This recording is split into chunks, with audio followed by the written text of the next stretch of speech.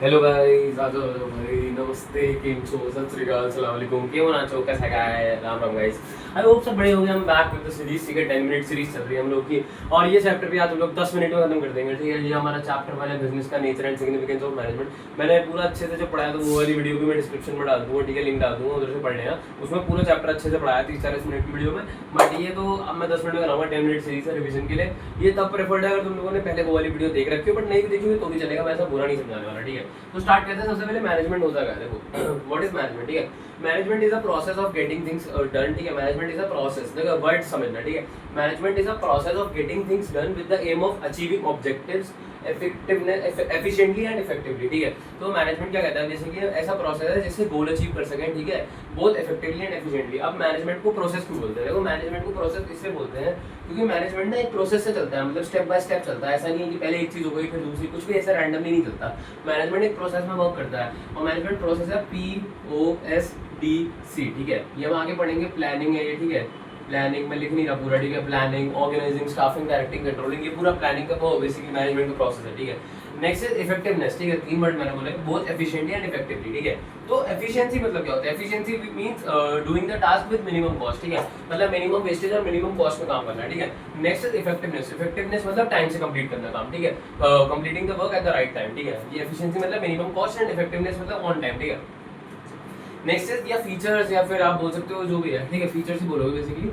Management के features क्या क्या होंगे, ठीक है। सबसे पहला है कि ये गोल ओरिएंटेड प्रोसेस है, ठीक है। तो मैनेजमेंट क्या बेसिकली मैनेजमेंट का बेसिक मोटिव ये होता है कि गोल अचीव हो सके, ठीक है। इसलिए गोल ओरिएंटेड प्रोसेस है, ठीक है। सेकंड इज मैनेजमेंट परवेसिव है, ठीक है। परवेसिव मतलब होता है प्रेजेंट एवरीवेयर, ठीक है। देखो नाम से पता चल रहा है प्रेजेंट, परवेसिव मतलब प्रेजेंट एवरीवेयर, ठीक है। प्रेजेंट एवरीवेयर मतलब ये है ना जो मैनेजमेंट का फंक्शन है। मैनेजमेंट सिर्फ ऑर्गेनाइजेशंस नहीं करती है, ठीक है। नॉन प्रॉफिट ऑर्गेनाइजेशंस भी करती है। प्रॉफिट सिर्फ प्रॉफिट ऑर्गेनाइजेशन नहीं करती, नॉन प्रॉफिट ऑर्गेनाइजेशंस भी करती हैं, और स्मॉल मिडिल लोअर लेवल सब पे होता है, ठीक है। और सेकंड इज ऐसा जरूरी नहीं है कोई बड़ी फॉर्म में हो, छोटी फॉर्म में भी होता है, ठीक है। और ऊपर से हमारे घर में भी मैनेजमेंट होता है, तुम्हें पता है हमारी मम्मी मैनेजर होती है, सब कुछ मैनेज करके चलती है, ठीक है। तो मैनेजमेंट इज परवेसिव हर जगह होता है, ठीक है। उसके बाद मैनेजमेंट मल्टी डायमेंशनल है, मतलब मैनेजमेंट में हमें 3 चीजें डायमेंशन करनी होती है, ठीक है। मल्टी डायमेंशनल मतलब 3 चीजें हैंडल करनी होती है। सबसे पहला मैनेजमेंट ऑफ वर्क, मतलब काम हैंडल करना होता है। फिर मैनेजमेंट ऑफ पीपल, ठीक है, लोग हैंडल करने होते हैं। And third is management of operation, मतलब जो हम ऑपरेशंस डेली बेसिस पे करते हैं वो तीनों चीजों को हमें बेसिकली ऑपरेट करना होता है, इसलिए वो मल्टी डायमेंशनल है, ठीक है। नेक्स्ट इज कॉन्टिन्यूअस, भाई जरूरी नहीं भाई मैनेजमेंट में ऐसा नहीं है कि एक बार तुमने मैनेज किया फिर खत्म हो गया काम। ये जो फंक्शंस है, प्रोसेस है, जो ये लगातार करना पड़ता है, कभी रुकता नहीं है। जब तक मतलब ऑर्गेनाइजेशन है तब तक मैनेजमेंट है, ठीक है। It's a continuous process. Last is group last नहीं मतलब ये अभी है ग्रुप एक्टिविटी, ठीक है। ग्रुप एक्टिविटी मतलब ये सब लोग ना मिलके करते हैं काम। मैनेजमेंट क्या प्रमोट करता है, टीम स्पिरिट या यूनिटी, ठीक है। मिलजुल के काम होगा तो अच्छे से काम होगा। नेक्स्ट इज डायनेमिक, देखो मैनेजमेंट क्या है ना, ऐसा डायनेमिक फंक्शन है, मतलब डायनेमिक मतलब जो एवर चेंजिंग, मतलब हर दूसरे तीसरे दिन में चेंज हो रहा है, ठीक है। जो मैनेजमेंट फंक्शन है वो डायनेमिक है, ठीक है। लास्ट इज इंटेंजिबल, अब देखो मैनेजमेंट मतलब तुमने मैनेज की चीजें वो तुम फील तो कर नहीं सकते, मतलब छू तो सकते हैं, ठीक है। तुमने मैनेज किया, मैनेजमेंट को तुम छू नहीं सकते, बट तुम उसे फील कर सकते हो। फील कैसे करोगे, अगर तुम्हारे गोल्स अचीव होंगे तो तुम्हें खुशी मिलेगी। इससे क्या होगा, तुम्हें पता चलेगा कि हाँ यार मैनेजमेंट एक तरीके से इंटेंजिबल है, क्योंकि हम उसे छू नहीं सकते बट हमें सेटिस्फैक्शन मिल रहा है, ठीक है। उसके बाद मैनेजमेंट के ऑब्जेक्टिव्स क्या होते हैं, देखो 3 ऑब्जेक्टिव होते हैं, एक ऑर्गेनाइजेशनल, एक सोशल और एक पर्सनल, ठीक है। ऑर्गेनाइजेशन में क्या आते हैं, survival, profit, growth. Basic organization का देखो बेसिक मोटिव तो तुम्हें पता ही क्या होता है कि प्रॉफिट मैक्सिमाइजेशन होता है, ठीक है। बट देखा जाए तो ऑर्गेनाइजेशन के 3 गोल होते हैं। सबसे पहले सर्वाइवल, ठीक है। सर्वाइवल मतलब एटलीस्ट इतना अर्न करें कि जो हमारी वेरिएबल कॉस्ट है वो निकल जाए, ठीक है। फिक्स कॉस्ट तो देनी ही देनी है, तो वेरिएबल कॉस्ट निकल जाए, ठीक है। नेक्स्ट इज प्रॉफिट, मतलब सिर्फ मेयर सर्वाइवल इनफ नहीं है, ठीक है। अगर हम लोग को एक्सपैंड करना है ना तो हम लोग को प्रॉफिट कमाना ही पड़ेगा, ठीक है। और उसके बाद जब प्रॉफिट होगा तो हम ग्रोथ का हमारी ग्रोथ होगी। ग्रोथ कैसे हम मेजर कर सकते हैं, मान लो कि हम पहले एक प्रोडक्ट बेचते थे, हम 4 प्रोडक्ट बेच रहे हैं, हमारी बहुत सारे अब ब्रांचेस खुल गई हैं, तो एक तरीके से हमारी ग्रोथ हो रही है, ठीक है। फिर आगे सोशल ऑब्जेक्टिव, सोशल ऑब्जेक्टिव मतलब हम लोग को ना मतलब बेसिकली आसपास अपनी सोसाइटी के लिए भी कुछ करना चाहिए, ठीक है। जैसे कि हम लोग भाई गुड्स जो हम लोग गुड्स दे रहे हैं वो, ठीक है, एक तो गुड क्वालिटी गुड्स और उनके हम फेयर प्राइसेस बेसिकली चार्ज करें, ठीक है। और नेक्स्ट इज एम्प्लॉयमेंट जनरेट करें, ठीक है, आसपास के लोगों के लिए, और उनको एमिनिटीज प्रोवाइड करें जैसे कि स्कूल, एजुकेशन, हेल्थ, ठीक है। उसके बाद पर्सनल ऑब्जेक्टिव, देखो पर्सनली ए वाला नहीं है, ये पर्सनल है, ठीक है, NNEL। पर्सनल मतलब एम्प्लॉयज के लिए, जो हमारे एम्प्लॉयज है ना उनके लिए भी हमारे कुछ ऑब्जेक्टिव होते हैं, जैसे कि एक तो उनको बेसिक सैलरी वगैरह प्रोवाइड करें, ठीक है। दूसरा उनको रिस्पेक्ट प्रोवाइड करें, तीसरा उनके करियर की प्रमोशन के बारे में बात करी जाए, ठीक है। ये सब आ जाता है ऑब्जेक्टिव में। फिर मैनेजमेंट की इंपॉर्टेंस देखो, मैनेजमेंट की इंपॉर्टेंस क्या है, एक तो ये पहला इंक्रीजेस एफिशिएंसी। देखो मैनेजमेंट का पहला तो बताइए प्रोसेस मतलब मैनेजमेंट की डेफिनेशन में आ जाता है एफिशिएंसी मतलब काम करना बट मिनिमम कॉस्ट पे सब करना, ठीक है, तो ये एफिशिएंसी इंक्रीज करता है। Second is it helps in achieving goals, क्योंकि हाँ ये मतलब ग्रुप गोल्स वगैरह सब साथ में मिलकर काम करते हैं, ठीक है, और सब कुछ बेस्ट पॉसिबल मैनर में होता है, इसलिए हम इससे गोल अचीव कर पाते हैं आराम से, ठीक है। फिर एक क्रिएट्स डायनामिक ऑर्गेनाइजेशन, तुम्हें पता है मैनेजमेंट मैंने बोला एवर चेंजिंग है, हर दूसरे दिन चेंज होता रहता है, ठीक है। अगर एक अच्छा मैनेजर अच्छे से मैनेज करेगा तो लोग भी उस हिसाब से अपने को चेंज कर पाएंगे, ठीक है, इसलिए it creates a dynamic organization, ठीक है। उसके बाद it helps in achieving personal objectives, मतलब बेसिकली वो एम्प्लॉयज के ऑब्जेक्टिव्स को भी हैंडल, मतलब एक अच्छा मैनेजर ना सिर्फ अपनी ऑर्गेनाइजेशन के बेसिकली ऑर्गेनाइजेशन के ऑब्जेक्टिव्स पे फोकस नहीं करेगा, वो अपने जो एम्प्लॉयज हैं उनके ऑब्जेक्टिव पे भी फोकस करेगा, एक अच्छा मैनेजर, ठीक है। फिर अगर डेवलपमेंट ऑफ सोसाइटी, तो पता है एक अच्छा बिजनेस सोसाइटी के बारे में भी सोचता है, एम्प्लॉयमेंट जनरेट करता है और भी बहुत सारे काम करता है, ठीक है। उसके बाद आ गया नेचर। नेचर में देखो हम लोग ना मैनेजमेंट को बहुत सारी चीज़ों से कंपेयर करेंगे, ठीक है। सबसे पहले साइंस से करेंगे, दूसरा आर्ट से करेंगे, थर्ड इज प्रोफेशन, ठीक है। अब अगर हमें कंपेयर करना है तो हमें जानना पड़ेगा कि पहले ये चीज़ क्या होती है, ठीक है। तो साइंस क्या है, science is a body of knowledge, ठीक है, इसमें सिस्टमैटिक बॉडी ऑफ नॉलेज है, ठीक है, सिस्टमैटिक बॉडी ऑफ नॉलेज है, ठीक है, सिस्टमैटिक बॉडी ऑफ नॉलेज, ठीक है। और जो तुम्हें पता है मैनेजमेंट एक सिस्टमैटिक बॉडी ऑफ नॉलेज है, ठीक है। इसमें 3 पॉइंट्स होते हैं basically, systematic body of knowledge, ठीक है, पहला ही होता है। और तुम्हें पता है मैनेजमेंट साइंस में सिस्टमैटिक बॉडी ऑफ नॉलेज होती है, तुमने पहले भी पढ़ी हुई है, ठीक है। और मैनेजमेंट में भी similarly systematic body of knowledge होती है, आगे जो बीबी एमबीए करोगे तो उसमें भी बहुत नॉलेज मिलेगी तुम्हें, ठीक है। और सेकंड इज यूनिवर्सल वैलिडिटी, जो मतलब जो सेकंड इज मान लेते हैं, चलो ठीक है, साइंस के ना जो प्रिंसिपल्स होते हैं वो based on experiment and observation होते हैं, ठीक है। जो साइंस के प्रिंसिपल्स जो भी बने हुए हैं वो एक्सपेरिमेंट और ऑब्जर्वेशन पे बने हुए हैं, ठीक है। भाई जो मैनेजमेंट के प्रिंसिपल है तुम आगे नेक्स्ट चैप्टर में पढ़ोगे, वो भी बेसिकली ऑब्जर्वेशन एंड एक्सपेरिमेंट भी बने हैं। बट जो मैनेजमेंट के एक्सपेरिमेंट्स होते हैं ना वो किस पे होते हैं, इंसानों पे होते हैं। और तुम्हें पता है इंसान तो भाई हर दूसरे दिन बदल जाता है, ठीक है, जब वो बदल गई तो ठीक है, हाँ, तो इंसान तो भाई हर दूसरे दिन बदलता है, तो वो फंक्शन एक तरीके से यूनिवर्सली वैलिड कैसे होगा, ठीक है। तो ये थोड़ा सा मतलब है कि नहीं है सिमिलर, ठीक है, मतलब साइंस में तो है बट मैनेजमेंट में नहीं है, क्योंकि इंसानों में करते हैं हम लोग। और थर्ड जो साइंस के प्रिंसिपल होते हैं ना वो यूनिवर्सली वैलिड होते हैं, मतलब हर जगह। अब ये मैं यहाँ ढक्कन यहाँ फेंक रहा हूँ तो भी नीचे गिर रहा है, मैं उधर से फेंकता तो भी नीचे गिरता है, ठीक है। तो जो साइंस के फंक्शन है वो यूनिवर्सली वैलिड है, ये नहीं तुम यूएसए में जाके फेंकोगे तो वहाँ पे ग्रेविटी नहीं होगी, ग्रेविटी तो हर जगह होगी, ठीक है।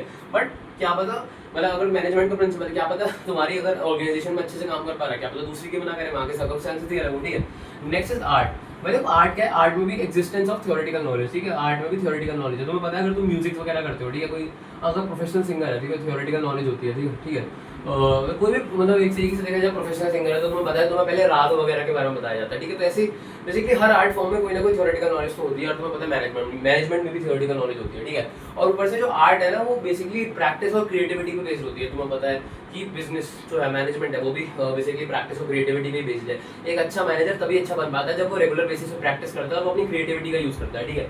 इसलिए कहते हैं एक तरीके से कि जो मैनेजमेंट है वो आर्ट ही है, ठीक है।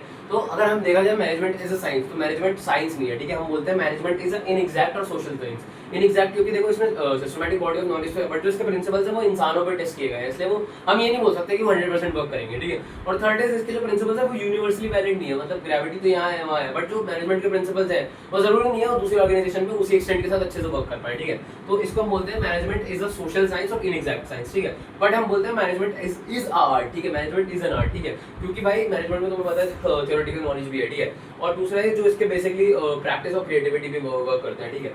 Third is management is a profession. अब देखो प्रोफेशन क्या होता है, ठीक है। प्रोफेशन में भी तुम्हें पता है पहले सिस्टमैटिक बॉडी ऑफ नॉलेज होती है, जो कि बेसिकली मैनेजमेंट में भी होती है। तुम्हें मैनेजर बनना है तो तुम्हें एमबीए वगैरह करना है, मतलब वो सब तुम कर सकते हो, ठीक है। जरूरी नहीं है मतलब मैनेजर बनने के लिए एमबीए करना, कुछ कंपनीज बेसिकली प्रेफर करती हैं कि एमबीए करे हुए बेसिकली मैनेजर्स को हायर करें, ठीक है।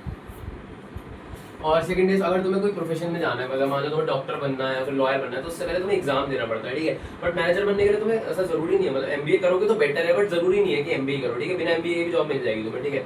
थर्ड इज की जो भी अपना प्रोफेशन है, ठीक है, प्रोफेशन ना बेसिकली वो उनकी ना ऑर्गेनाइजेशन होती है जिनके साथ उन्हें अपने साथ अरे यार प्रोफेशनल बेसिकली प्रोफेशनल ऑर्गेनाइजेशन या एसोसिएशन होती है जिसके साथ उन्हें बाइंड अप करना पड़ता है, ठीक है। जैसे बेसिकली लॉ वालों के लिए बार काउंसिल है, ठीक है, मेडिकल वालों के लिए मेडिकल काउंसिल ऑफ इंडिया है, ठीक है।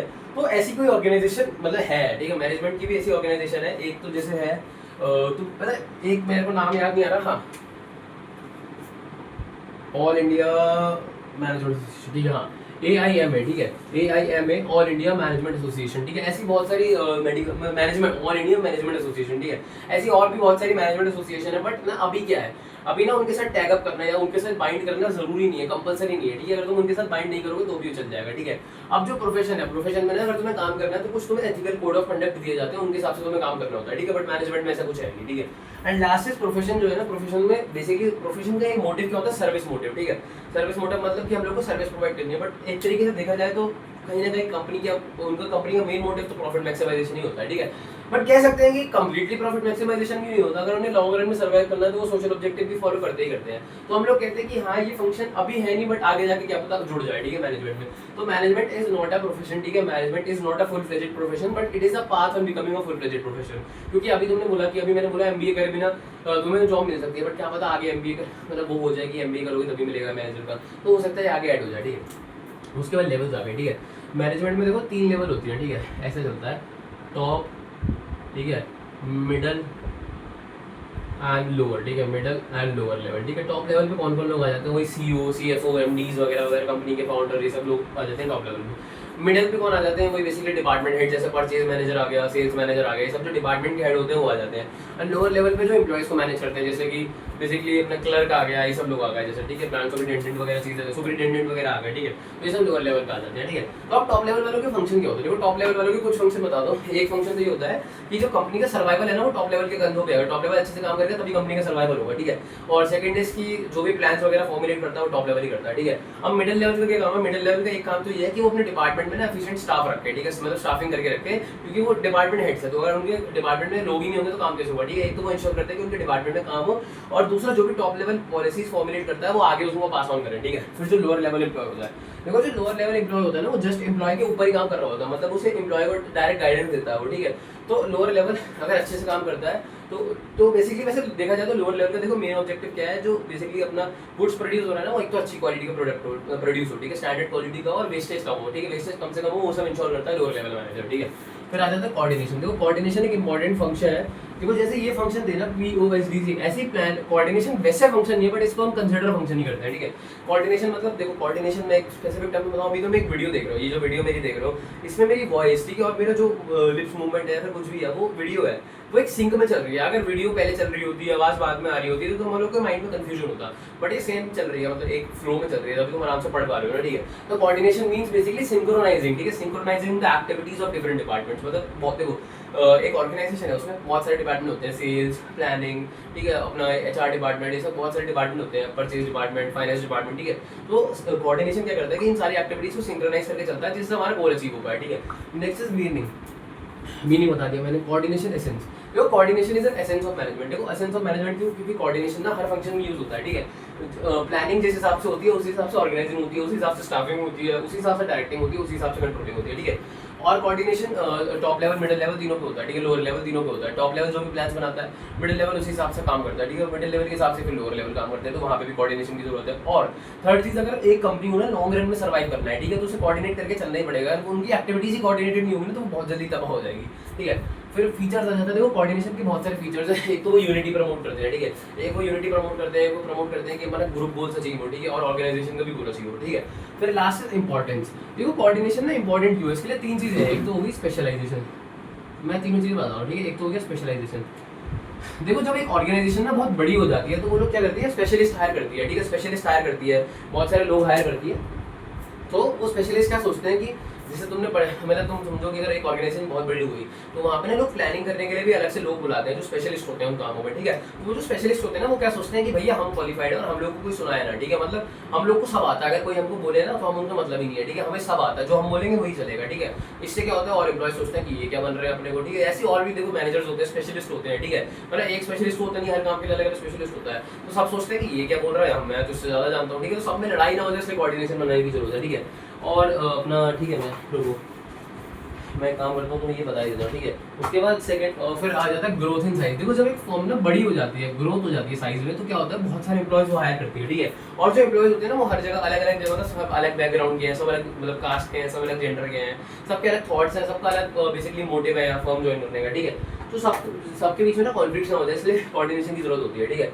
और third is functional differentiation. Functional differentiation मतलब देखो फंक्शनल ये लास्ट है बस। ये वीडियो थोड़ी खिंच गई क्योंकि चैप्टर बड़ा है, ठीक है। तो 10 मिनट की सीरीज 15 मिनट तक भी जा सकती है जब चैप्टर बहुत बड़े हो जाए, ठीक है, क्योंकि ये चैप्टर तो बहुत बड़े हैं, ठीक है। तो फंक्शनल डिफरेंशिएशन क्या होता है ना, जब देखो फर्म ना बहुत बड़ी हो जाती है, मतलब बड़ी नहीं, ठीक है, जब फर्म होते हैं बेसिकली उसमें बहुत सारे डिपार्टमेंट होते हैं, purchase department, finance department, sales department, ठीक है। अब सोचो कि एक बंदा काम कर रहा है अपना इसमें सेल्स अपना प्रोडक्शन डिपार्टमेंट में काम कर रहा है, चलो ठीक है, मान लो, ठीक है। तो प्रोडक्शन डिपार्टमेंट वाला बंदा, सेल्स डिपार्टमेंट का बंदा उससे क्या कहता है कि भैया सेल मतलब प्रोडक्शन बढ़ाओ, सेल की जरूरत है, ठीक है। बट जो फाइनेंस डिपार्टमेंट वाला है वो पैसे ही नहीं दे रहा, ठीक है, वो पैसे नहीं दे रहा प्रोडक्शन करने के, या फिर फाइनेंस डिपार्टमेंट में जो बंदा है उसका मैनेजर कह रहा है कि नहीं भाई प्रोडक्शन मत बढ़ाओ, बट सेल्स वाला कह रहा है प्रोडक्शन बढ़ाओ। तो ऐसा में क्या होगा, वो कंफ्यूज हो जाएगा, ठीक है। तो इस टाइम पे ना कोऑर्डिनेशन चाहिए सारे फंक्शंस में, बेसिकली जो भी परचेज, फाइनेंस डिपार्टमेंट, सब में कोऑर्डिनेशन की जरूरत है जिससे अच्छे से काम हो सके, ठीक है। तो बस इतना ही चैप्टर में मैं ज्यादा रखूंगा नहीं, इसकी डेडिकेटेड वीडियो भी मैं लिंक दे दूंगा बेसिकली डिस्क्रिप्शन में लिंक होगी। एंड सेकंड, इसके नोट्स भी हैंड रिटन गिवन है, मैंने लिख के दिए खुद से, ठीक है। टेलीग्राम पे देता हूँ मैं, डिस्क्रिप्शन में टेलीग्राम का लिंक होगा, वहाँ पे हैंड रिटन नोट्स मिल जाएंगे इस चैप्टर के भी, और बाकी इकोनॉमिक्स अकाउंट सबका मिल जाएगा, ठीक है। सब कुछ मिलेगा चैनल पे। तुम लोग अगर वीडियो अच्छी लगी लाइक करना, सब्सक्राइब करना, शेयर करना, ज्यादा टाइम नहीं वेस्ट करूंगा। मिलते हैं अगली वीडियो में 10 मिनट सारी, तब तक चले पीस, ठीक है।